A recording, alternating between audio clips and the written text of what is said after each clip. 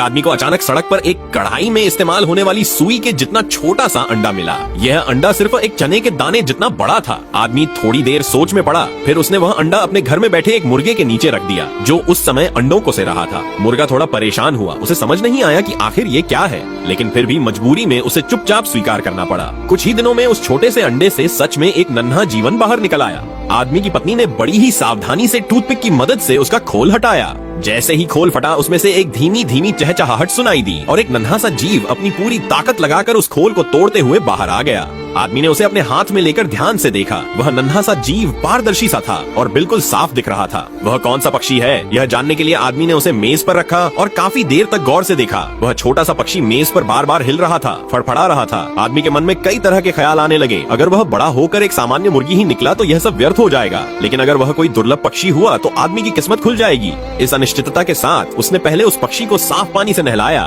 ताकि उसका पेट साफ हो जाए, और फिर उसे थोड़ा सा मैदे का पतला घोल पिलाया। लेकिन वह इतना छोटा था कि खुद से कुछ भी नहीं खा पा रहा था। आदमी ने सोचा कि अगर उसे बड़ा कर लिया तो शायद किस्मत पलट जाए, इसलिए वह अपने चिड़चिड़े स्वभाव के बावजूद बेहद धैर्य के साथ रोजाना उसे सावधानी से दलिया पिलाने लगा।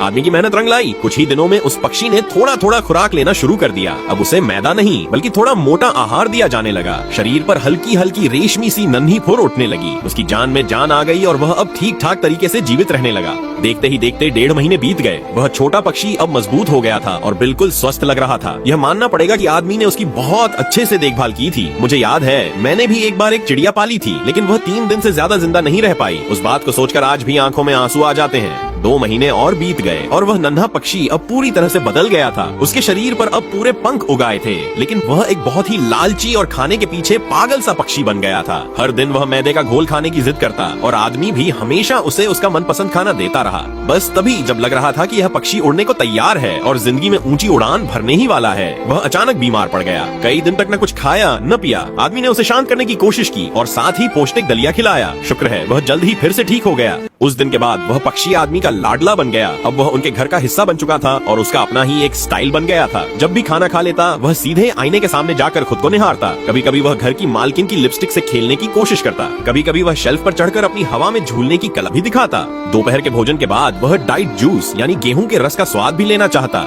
वह एक बेहद मजेदार चिड़िया बन गई थी। उसे जरा सा तारीफ कर दो तो वह झूले पर खड़े होकर इतराने लगती। उस छोटे से चने जितने अंडे से निकली यह प्यारी सी चिड़िया आदमी की दिन रात की मेहनत से बड़ी हुई और अब घर की सबसे प्यारी खुशी बन चुकी थी। सच में दिल से दुआ है कि वह हमेशा ऐसी ही हंसती खेलती रहे और आदमी के परिवार में हंसी खुशी का कारण बनी रहे।